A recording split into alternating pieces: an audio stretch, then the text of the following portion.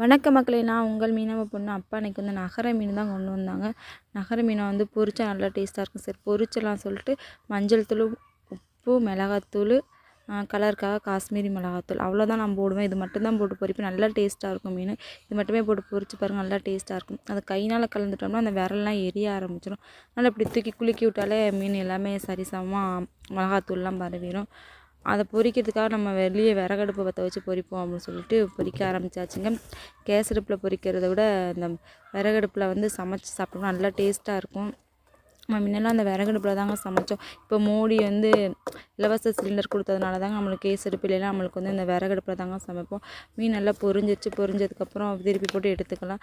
தீயே ரொம்ப எரிஞ்சிருச்சுன்னா அதில் வேலை பார்த்துட்டு கொஞ்சமாக எண்ணெய் பட்டுருச்சு, நல்லா தீ வந்து பெரிய அளவில் எரிய ஆரம்பிச்சிச்சு.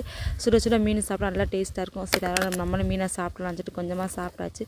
எல்லா மீனையும் பொரிச்சு எடுத்தாச்சு. அவ்வளோதாங்க.